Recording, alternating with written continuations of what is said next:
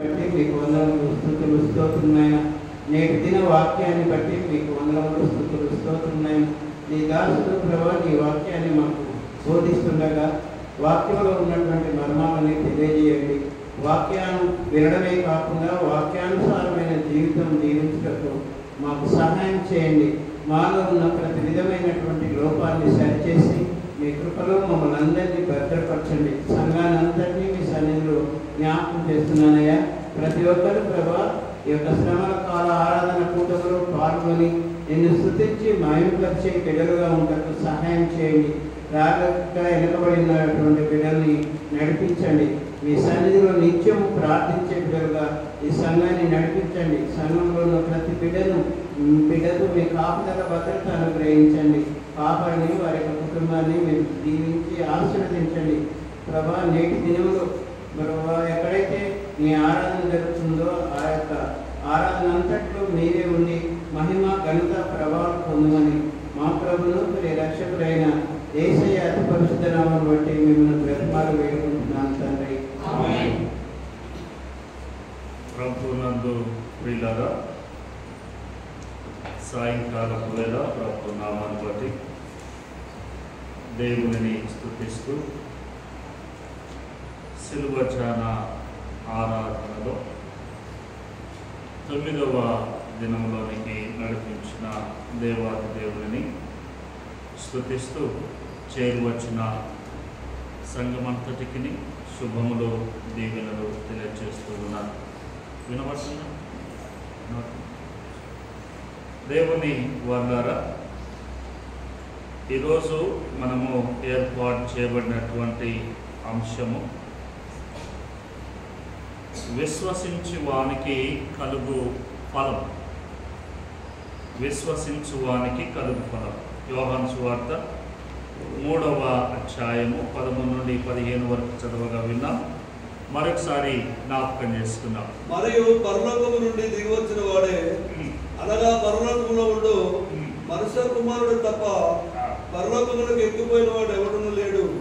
అరణ్యములో మోసే సర్పము ఎలాగ ఎత్తునో అలాగే విశ్వసించు ప్రతి వాడు నశింపక ఆయన ద్వారా నిత్య జీవం పొందినట్టు మనుష్య కుమారుడు ఎత్తబడవలెను. అరణ్యములో మోసే సర్పమును ఎలాగ ఎత్తెనో అలాగే విశ్వసించు ప్రతివాడును నశింపక. క్రీస్తునందు దేవుని వారులారా, భక్తుడైనటువంటి యోహాను ఇక్కడ జ్ఞాపకం చేస్తూ మాట్లాడుతూ భావగర్భితమైనటువంటి మాటలను ఆయన తెలియజేస్తున్నాడు. 13లో అన్నాడు, పరలోకము నుండి దిగి వచ్చిన వాడే, అనగా పరలోకములో ఉండు మనుష్య కుమారుడే తప్ప పరలోకమునకు ఎక్కిపోయిన వాడు ఎవడును లేడు. పరలోకము నుండి దిగి వచ్చిన వాడు, పరలోకమునకు ఎక్కిపోయేటువంటి వాడు ఎవరు అనంటే మనుష్య కుమారుడు, అనగా ప్రభువైన యేసు క్రీస్తుల వారు. ఆయనే పరలోకము నుండి దిగి వచ్చాడు. తిరిగి ఆయన మాత్రమే పరలోకానికి వెళ్ళిపోతాడు, ఎక్కి వెళ్ళిపోతాడు. చూడండి, అందుకే అన్నాడు, ఎగ్జాంపుల్గా జ్ఞాపకం చేస్తూ అన్నాడు, అరణ్యములో మోసే సర్పమును ఎలాగు ఎత్తెనో అని అన్నాడు. చూడండి, దేవుని వారులారా, అరణ్యములో మోసే సర్పమును ఎందుకు ఎత్తవలసి వచ్చింది? అరణ్యములో ఉన్నటువంటి మనుషుల వైపు సర్పమును ఎత్తడానికి గల కారణము, సర్పమును ఎత్తగా అక్కడ జరిగినటువంటి సంఘటనలు ఏమై ఉన్నవి, దానిని జ్ఞాపకం చేస్తూ యోహాను ఇక్కడ తెలిపినటువంటి సంగతులు ఏమిటి చూద్దాం. ముందుగా యోహాను ఇక్కడ అనడానికి గల కారణం ఏంటో పాత నిబంధన గ్రంథములో మనము చూద్దాం. సంఖ్యాకాండము 21వ అధ్యాయము సంఖ్యాకాండము 21వ అధ్యాయము 4వ వచనం నుండి చూద్దాం. చూడండి 4 నుండి.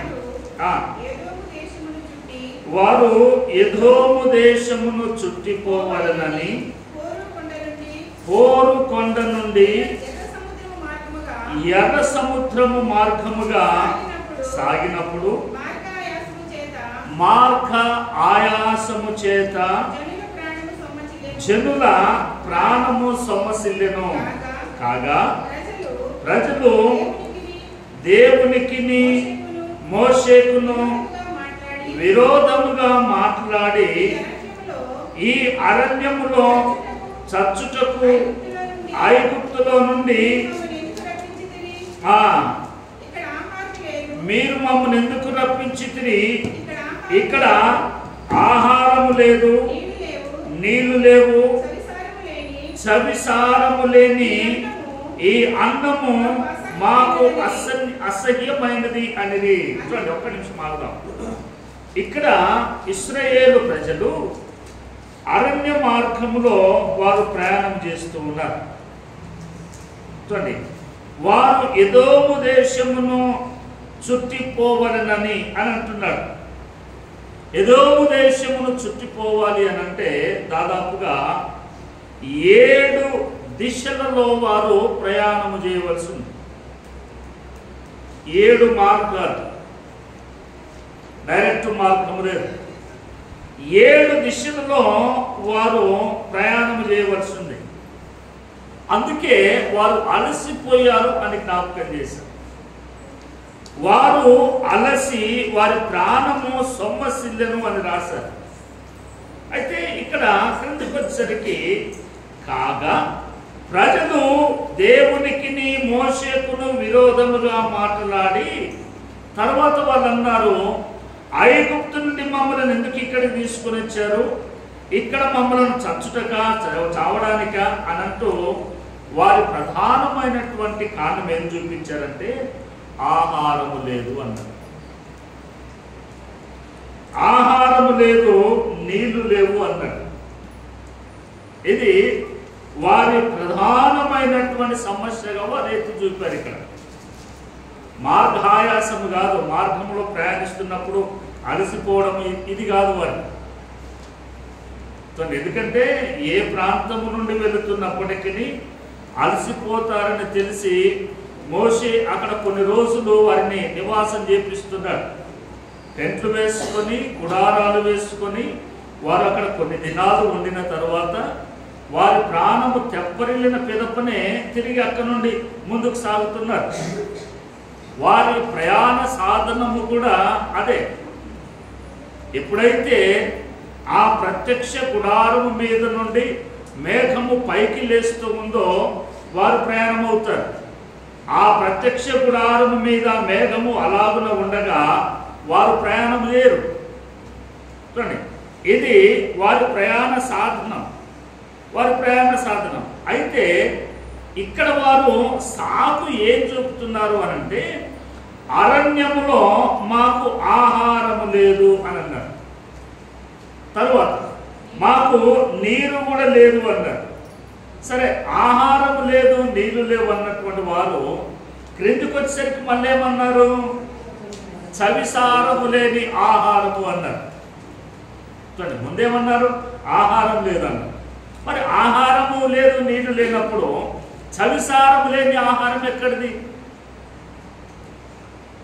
అంటే వారు దేవుడు ఇచ్చినటువంటి ఈ బహుశ్రేష్టమైన ఆహారాన్ని వారు అంగీకరించడానికి లేదా వారు దానిని పొందుకోవడానికి అంతగా ఇష్టపడడం లేదు. ఇశ్రాయేలు ప్రజలు ఐగుప్తులో ఉన్నప్పుడు ఏమైనా కూడా కాయలు కోయడం, మాంసం కోయడం, కూరగాయలు, కాకరకాయలు, దోసకాయలు, బీరకాయలు, ఆ కాయలు, ఈ కాయలు ఇవన్నీ కూడా కోసి అలవాటు వచ్చేసింది. అరణ్యంలోకి వచ్చేసరికి వారు కోయడానికి ఏమి లేదు. డైరెక్ట్గా ఉదయం అయ్యేసరికి వారి గృహాల చుట్టూ, వారి టెంట్ల చుట్టూ, వారి గుడారముల చుట్టూ ఈ మన్న పడిపోతూ ఉంది. పోవడము, కొలుసుకొని తెచ్చుకోవడమే. ఎంతమంది ఉన్నారో అంతమందికి దేవుడు ఏ లెక్క చెప్పాడో ఆ లెక్కన కొలుచుకోవాలి, రావాలి. చూడండి, ఇది వారికి ఇబ్బందికరముగా మారి దానికి ఏ పేరు పెట్టారు అని అంటే చవిసారము లేనటువంటి ఆహారము అన్నారు. ఇక్కడ దేవునికి కోపం వచ్చింది, ఇక్కడ దేవునికి కోపం వచ్చింది. ఎందుకనంటే ఇది సవిచారము లేని భోజనము కాదు, చవిసారము లేని భోజనం కాదు. ఈ భోజనము చాలా శ్రేష్టమైనటువంటి భోజనం ఇది. అందుకే ఒక మాట ఇదే యోహాను భక్తుడు 6వ అధ్యాయంలో జ్ఞాపకం చేస్తారు. చూడండి, యోహాను సువార్త 6వ అధ్యాయము 6వ అధ్యాయము చూడండి, 6వ అధ్యాయము 31వ వచనం చూడండి. 6 చూడండి, పరలోకము నుండి 31 భుజించుటకు పరలోకము నుండి ఆయన ఆహారము వారికి అనుగ్రహించెను. మన పితరులు అరణ్యములో చూడండి, ఇక్కడ ఈ ఆహారం ఎక్కడి నుండి వచ్చిందంటే ఎక్కడ తట్టింది? పరలోకం నుండి వచ్చినటువంటి ఆహారము. ఇది హెవెన్లీ ఫుడ్, ఇది మామూలుగా భూ సంబంధమైనటువంటి ఆహారం కాదు. ఇది పరలోక సంబంధమైనటువంటిది. దీనిని ఇప్పుడులో ఏమన్నారు అంటే లహాయిం అన్నారు. లహాయిం అంటే పరలోక సంబంధమైనటువంటి భోజనం ఇది. ఈ భోజనాన్ని వీళ్ళు ఏమన్నారు? వీళ్ళు చవిసారము లేనటువంటి భోజనము అన్నారు. ఎంత దారుణం! చవిసారము లేనటువంటి భోజనము అని అన్నారు. ఇంకా కొన్ని సందర్భాలలో వీళ్ళని జ్ఞాపకం చేస్తే వీళ్ళు రోట్లు వేసి దంచి రొట్టెలు కాల్చుకున్నారు వీళ్ళు. అందుకే దేవుడు వీరికి ఇచ్చినటువంటి భోజనాన్ని వీరు ఈ విధముగా మాట్లాడుతూ దేవుని మీదను మోషే మీద తిరుగుబాటు చేయగా దేవుడు వారికి ఒక పనిష్మెంట్ ఇచ్చాడు. చూద్దాం, చూడండి 21వ అధ్యాయం సంఖ్యాకాండము 25 6వ వచనం చూడండి.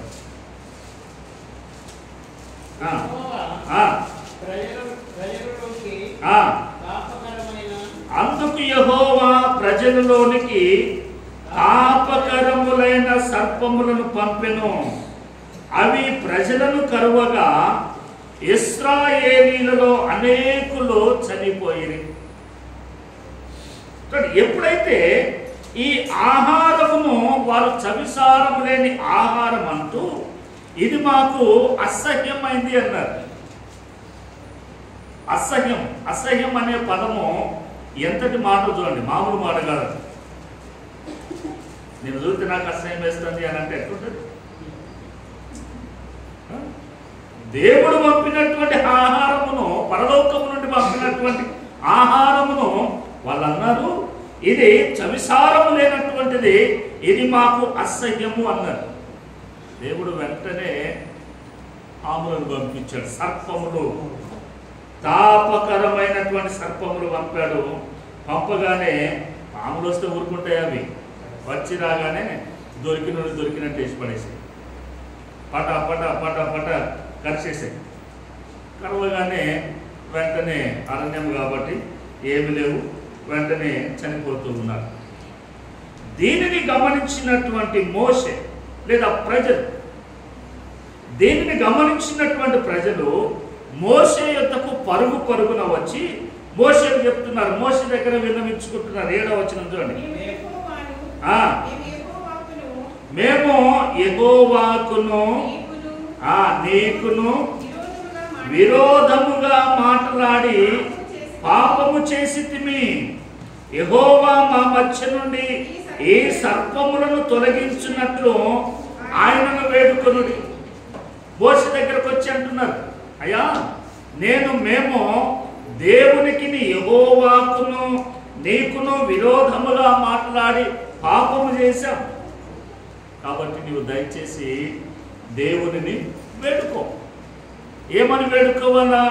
ఈ తాపకరమైనటువంటి సర్పములన్నిటిని కూడా తొలగించుమని వేడుకోవాలి. దేవుని బిడ్డలారా, ఏదైనా సరే ఇటువంటి సంఘటనలు దేవునికి విరోధముగా మనం ఏది చేసినా, దేవునికి విరోధకరమైనటువంటి పాపము ఏం చేసినా, ఏదైనా మన మీదకి వస్తే దానిని ఎవరినూ తీసేయలేడు. ఏ మనుషులు కూడా తీసివేయలేడు. ఎవరి దగ్గరికైనా పోయి నువ్వు నల్లదే కట్టుకో, మెడకే కట్టుకో, నడుముకే కట్టుకో, అరికాళ్ళకే పెట్టుకో, పాదముల దగ్గర నువ్వు కట్టుకో. మీకు అర్థమైంది అనుకుంటా. నువ్వు ఎన్ని కట్టుకున్నా కూడా నీ నుండి 1 ఇంచు కూడా జరగదు. అది 1 ఇంచు కూడా జరగదు. ఎందుకంటే మన జీవితాలలో కూడా ఇవన్నీ పరిపాటు అయిపోయినాయి. వాళ్ళ దగ్గరికి పోయి వీళ్ళ దగ్గరికి పోయి ఆ తాడు కట్టుకొని ఈ తాడు కట్టుకొని, తాడు కట్టుకుంటూ వచ్చేది ఏం లేదు. తాడు కట్టుకుంటే వచ్చేది ఏం లేదు. అరికాలలో పెట్టుకుంటూ వచ్చేది ఏం లేదు. నడుము కట్టుకుంటూ వచ్చేది లేదు. మెల్ల కట్టుకుంటూ వచ్చేది ఏం లేదు. నువ్వు చేయాల్సింది దేవుని మాటకు విధేయత చూపి దేవుడు చెప్పినట్లుగా నువ్వు నడుచుకుంటే చాలు. దేవునికి అయిష్టంగా మనం చేస్తే ఏం ప్రయోజనం లేదు. మనకు తెలుసు, కరెంట్లో ఆ ప్లగ్లో ఏరు పెడితే ఏమవుతుంది? షాక్ కొడుతుంది. షాకే కొడుతుంది, ఇంకేమైనా అవుతుందా? ఒకవేళ దాని పవర్ ఎక్కువ ఉందనుకోండి, వెంటనే నాకు ఫోన్ వస్తుంది, అయ్య గారు ఇక్కడ జరిగిందని. నేనేం చేయాలా? పాట బుక్ తీసుకోవాలా, బైబుల్ పట్టుకోవాలా, ఓ పాట నంబర్ రెడీ చేసుకోవాలా. 400 మీకు గుర్తుంటుంది, నాకు గుర్తుంది, 463 ప్రియులారని. చూడండి, అది మనకు తెలుసు. దానికి ఏది పెట్టినా, ఏది జరిగినా, ఏది పెట్టినా, ఏది పుట్టుకున్నా జరుగుతుందో మనకు తెలుసు. దాని నుండి ఎవరు వినిపిస్తారు అని. చూడండి, దేవునితో మనం మాట్లాడొద్దు. దేవునితో ఆటలాడొద్దు. ఇక్కడ ప్రజలు చూడండి, దేవుడిచ్చినటువంటి ఆహారమునే నీవు ఎలా మాట్లాడవో, చవిసారములైనటువంటి ఆహారం అంటావు, అసహ్యము అంటావు. దేవుడు ఊరుకుంటాడు. చవిసారం లేని ఆహారం అంటావు, మరి నాకు అసహ్యంగా కనపడుతుందంటే దేవుడు ఊరుకుంటాడా? పామును పంపించాడు, వచ్చాయి, కాటేస్తూ ఉన్నాయి, కరుస్తూ ఉన్నాయి, ప్రాణాలు పోతూ ఉన్నాయి. చూడండి, ప్రాణాలు పోతుంటాయి. అవి కనపడగానే నేను నిన్న చెప్పాను, కర్ర పట్టుకొని నెమ్మడి పడ్డాను. అది పారిపోయింది, కనపడలే నాకు. మరి నువ్వు కర్ర ఎందుకు పట్టుకోలేదు? వాటి వెంట ఎందుకు పడలేదు అని అంటే, వాటి వెంట పడడానికి 1 2 వస్తాయి కదా, ఎన్ని వచ్చాయో చూడండి, ఎన్ని వచ్చాయో. ఐగుప్తులో ప్రజలు ఉన్నప్పుడు దేవుడు కప్పలను తీసుకొచ్చాడు. అలా కప్పలను మోసే ఆ సముద్రం మీద నీటి మీద పట్టగానే కప్పలన్నీ బయటకు వచ్చాయి. 1 కప్ప అయితే తీసి బయటపడేస్తాం. ఎక్కడ నీళ్ళుంటే అక్కడ కప్పలు అయితే ఏం చేస్తాం? దేవుడి యొక్క శిక్ష కూడా అలాగే ఉంటుంది. దేవుడు ఇచ్చేటువంటి కొన్ని సందర్భాల పనిష్మెంట్ కూడా అలాగనే ఉంటుంది. అందుకే ప్రజలు మోషే దగ్గరకు వచ్చి మొరపెట్టుకుంటున్నారు, దేవునికి నీకును విరోధముగా మేము పాపం చేశాము, దయచేసి ఈ సర్పములన్నీ కూడా తొలగించినట్లుగా నీవు దేవునికి మొరపెట్టు అని మోషే దగ్గరకు వచ్చి అడిగితే, మోషే దేవుడిని వేడుకుంటున్నాడు. 8వ వచనం చూడండి. మోషే ప్రజల కొరకు ప్రార్థన చేయగా, యెహోవా నీవు తాపకరమైన సర్పము వంటి ప్రతిమను చేయించి స్తంభము మీద పెట్టుము. అప్పుడు కలవబడిన ప్రతివాడును దాని వైపు చూచి బ్రతుకునని దేవుడు మోషేకు చెప్తున్నాడు. చూడండి, మోషే అంటున్నాడు, మోషేకు దేవుడు చెప్తున్నాడు, ఓకే మంచిది, వారి మధ్యలోనికి వచ్చినటువంటి ఆ సర్పం ఏదైతే ఉందో అటువంటి ఒక సర్పమును నీవు చేయించు, ప్రతిమ. అటువంటి సర్పమును ఒకటి నీవు చేయించు అని అన్నాడు. తాపకరమైనటువంటి సర్పం. మీరు ఎప్పుడైనా గమనించారో లేదో నాకు తెలియదు, గమనించారో లేదో నాకు తెలియదు. డాక్టర్ దగ్గరికి వెళ్తే డాక్టరు లెటర్ ప్యాడ్ ఉంటుంది, లెటర్ ప్యాడ్ కాదు, డాక్టర్ ప్రిస్క్రిప్షన్ కార్డు ఉంటుంది, మందులు రాసేస్తారు. దాని మీద ఒక కార్నర్లో ఒకటి ఇట్లేసి పాములు ఉంటాయి. గమనించారు ఎప్పుడైనా? ఇంటికి పోయినప్పుడు మన అందరి ఇళ్ళలో హాస్పిటల్ సంబంధమైన పేపర్లు ఉంటాయి, ఒకసారి చూడండి. వెహికల్ మీద కానీ ఎక్కడ కానీ మీరు చూడండి. ఎందుకంటే అది బహుభావగర్భితమైనటువంటి ఆ సింబల్. అది దేవుడు ఇక్కడ అన్నాడు, నీవు సర్పమును చేయించి ఒక స్తంభము మీద పెట్టుము, అప్పుడు కలవబడిన ప్రతి వాడు కూడా దాని వైపు చూచి బ్రతుకును. మోషేకి చెప్పాడు. మోషే దేవుడు చెప్పినట్లుగా చూడండి 9వ వచనంలో, కాబట్టి మోషే ఇత్తడి సర్పం ఒకటి చేయించి స్తంభము మీద దానిని పెట్టెను, అప్పుడు సర్పకాటు తినిన ప్రతి వాడు ఆ ఇత్తడి సర్పమును నిదానించి చూచినందున బ్రతికెను. ఎలా చూశారట వాళ్ళు? నిదానించి. మీకు అర్థమవుతుందా? నిదానించి. ప్రాణం పోయేటువంటి వానికి మెడిసిన్ ఎట్లా ఇయ్యాలా? వాక్యము చాలా జాగ్రత్తగా అర్థం చేసుకోవాలా, చాలా జాగ్రత్తగా అర్థం చేసుకోవాలా. ప్రాణం పోతా ఉంటే మెల్లిగా ఇచ్చామనుకోండి టబర్ అంటాడు, అక్కడికి ఇక్కడికి చాలా తేడా. అందుకే దేవుని మాటలు బహు జాగ్రత్తగా మనం అర్థం చేసుకోవాలి, బహు జాగ్రత్తగా మనం అధ్యయనం చేయాలి.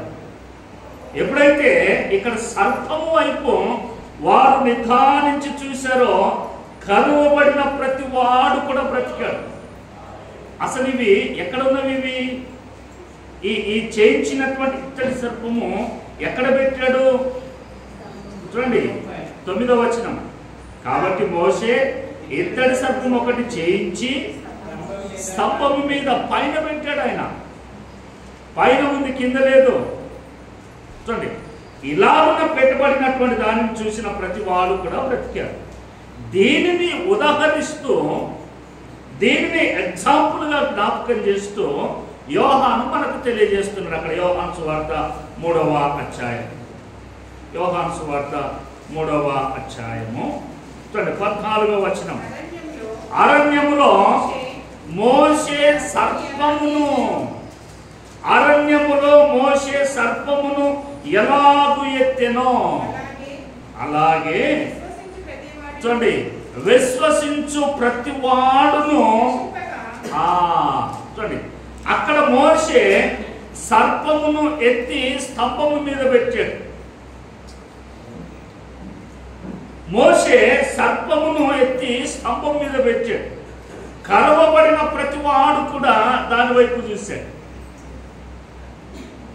అక్కడ వారికి డౌట్ రావాలి, పుట్టింది అది, కాటేసింది అది, కరిచింది అది, దాని వైపు ఎలా చూడాలి? దాని వైపు ఎంత చూడాలి అంటే దేవుని వార్తరా చూడండి, ఒక సమయాన దేవుని మీద మోషే మీద తిరుగుబాటు చేసిన ప్రజలు ఏ మనుషుడి మీద అయితే తిరుగుబాటు చేశారో తిరిగి అదే మనుషుడు అదే దేవుడు చెప్పినట్లుగా అక్కడ పెడుతూ ఉంటే తిరుగుబాటు చేసిన మనుషుడి దగ్గరికి మరలా మీ ప్రజలందరూ వచ్చి విశ్వసించాలి. ఆయన ఏం చెప్తున్నాడు చేయాలి. ఏ మనుషున్నైతే మీరు వద్దన్నారో, తిరుగుబాటు చేశారో, తిరిగి ఆ మనుషుడే వారిని బ్రతికించేటువంటి ప్రయత్నం చేస్తున్నారు. దాన్ని జ్ఞాపకం చేస్తున్నాడు. అలాగే మోషే సర్పము ఎలాగు ఎత్తెనో అలాగుననే విశ్వసించు ప్రతి వాడు కూడా. అక్కడ సర్పమును చూశారు, దేవుని మాటను విశ్వసించారు, మోషే చేస్తున్నటువంటి కార్యమును వారు నమ్మారు. ఇక్కడ కూడా విశ్వసించు ప్రతి వాడు కూడా విశ్వసించాలి? ఇక్కడ ఎవరిని విశ్వసించాలా? యేసు ప్రభుల వారిని. చూడండి, ఇక్కడ యేసు ప్రభుల వారిని విశ్వసించాలి. యేసు ప్రభుల వారిని విశ్వసించే ప్రతి వాడు కూడా నశింపడు అని రాయబడింది. అందుకే మన అంశం ఏంటి? విశ్వసించు వారికి కలుగు ఫలము. దేవునిని, యేసు ప్రభుల వారిని విశ్వసించిన వారికి కలిగేటువంటి ప్రతిఫలం ఏంటంటే వాడు నశింపడు. యేసు ప్రభుల వారిని విశ్వసించిన వాడు నశింపడు. ఈ పదము మన నోటిలో కూడా అప్పుడప్పుడు వస్తూ ఉంటుంది. మన పదం వేరుంటుంది కానీ, మన భావజాలాలు, మనం మాట్లాడేటువంటి అర్థం వేరుంటుంది కానీ ఈ పదం వచ్చేస్తుంది. కానీ యేసు ప్రభుల వారిని విశ్వసించిన వాడు నశింపడు. వారికి నాశనము, ముగింపు అనేటువంటిది ఉండదు. అందుకే పాత నిబంధన కాలంలో కానీ, నూతన నిబంధన గ్రంథంలో కానీ దేవునిని నమ్మినటువంటి వారు ఎవరు కూడా నశింపలేదు.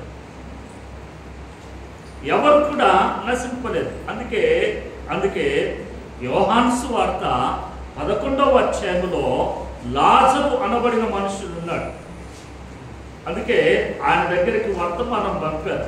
ప్రభువా, నీవు ప్రేమించువాడు రోగి అయి చావ సిద్ధముగా ఉన్నాడు అని వర్తమానం పంపితే ప్రభు ఈ మాట విని కూడా అక్కడే 4 దినాలు ఉన్నాడు. ఈలోపు జరగవలసిన సంఘటన జరిగింది. చనిపోయాడు. తీసుకొని వెళ్ళి సమాధి చేశారు. చనిపోయి సమాధి చేయబడిన వాడు ఎవరు అంటే యేసు ప్రభుల వారిని విశ్వసించిన వాడు, యేసు ప్రభుల వారిని నమ్మినటువంటి వాడు. చనిపోయాడు, సమాధి చేశాడు. 4 దినముల అనంతరము ప్రభు ఆ ఊరికి వస్తూ ఉండగా, బేతనియాకు వస్తూ ఉండగా మార్తా మరియలు ఆయనను ఎదుర్కొనేటువంటి ప్రయత్నం చేసి అక్కడ మరియా మార్తా ప్రభుతో మాట్లాడుతూ ఉండగా ప్రభు మార్తతో ఈ మాట అంటాడు. చూడండి, యోహాను సువార్త 11వ అధ్యాయము చూడండి 25-26 వచ్చినట్టు.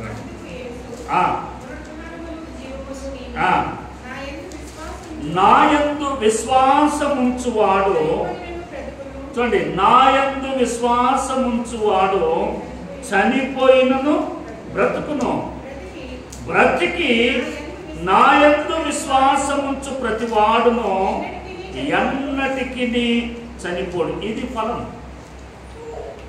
నాయందు విశ్వాసముంచువాడు చనిపోయినను బ్రతుకును. అందుకే లాజరు చనిపోయాడు, పిలిస్తే బయటకు వచ్చాడు. బ్రతికి నాయందు విశ్వాసముంచు ప్రతి వాడును ఎన్నటికి చనిపోడు. అందుకే ఏలియా చనిపోయినప్పటికీ, ఏలియా చనిపోయాడా? కొనిపోబడ్డాడు. మోషే చనిపోయాడు కానీ సమాధి లేదు. యేసు ప్రభుల వారు రూపాంతరపు కొండ మీద ఉండినప్పుడు మోషే వచ్చాడు, ఏలియా వచ్చి మాట్లాడుతున్నాడు. బ్రతికి నాయందు విశ్వాసముంచు ప్రతి వాడును ఎన్నటికి చనిపోడు. ఒకవేళ వారు చనిపోయి ఉంటే ప్రభుతో మాట్లాడడానికి అక్కడికి రాదు. అందుకే యేసు ప్రభుల వారిని విశ్వసించే వారికి కలిగేటువంటి ఫలము రిజల్ట్ ఏంటంటే నాశనము అనేటువంటిది ఉండదు. నాశనము అనేటువంటిది ఉండదు. అందుకే దావీదు కూడా తన కీర్తనలో ఈ మాటను జ్ఞాపకం చేస్తాడు. చూడండి కీర్తనలు 16వ కీర్తన 10వ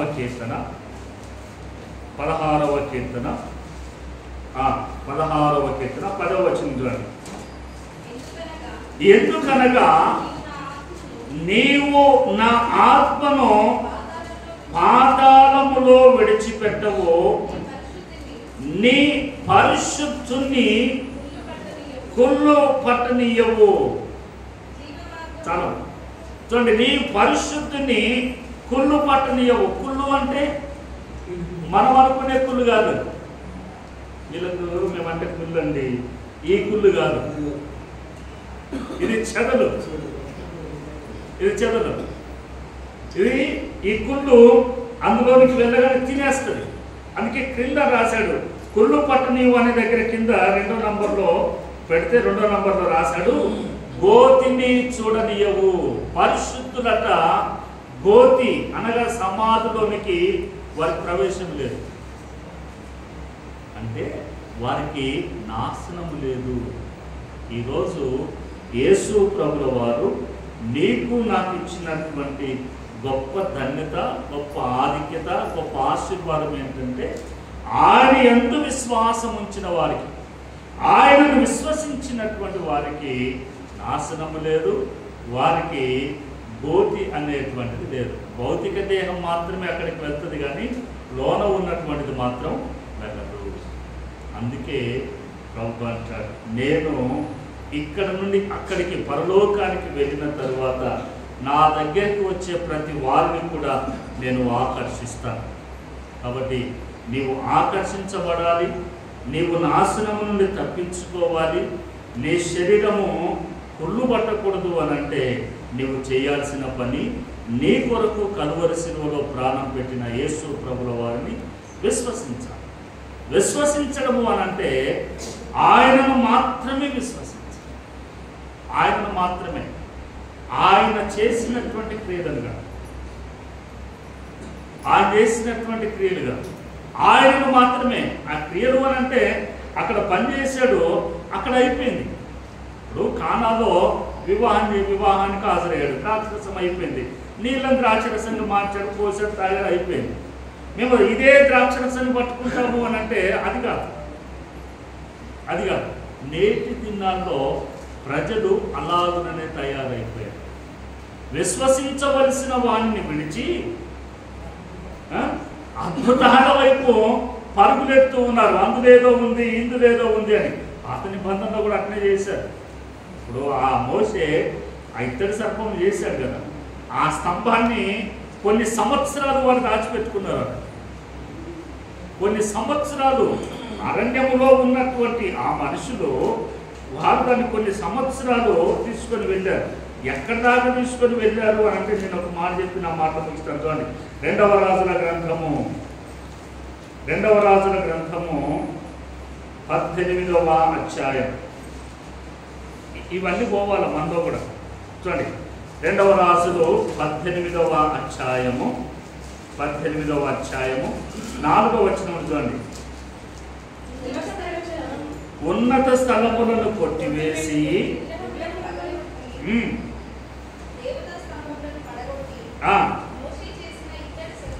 మోషే చేసిన ఇత్తడి సర్పమును చిన్న భిన్నములుగా చేసెను.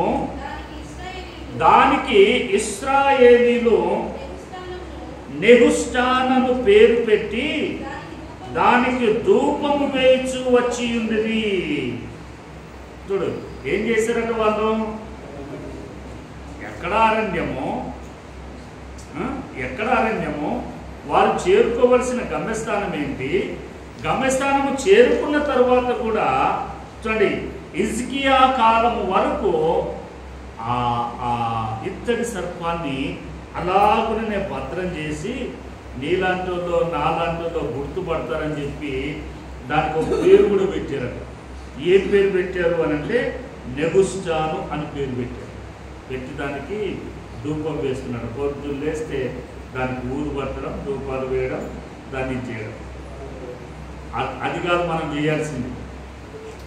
అది ఆ సందర్భానికి జరిగిపోయింది.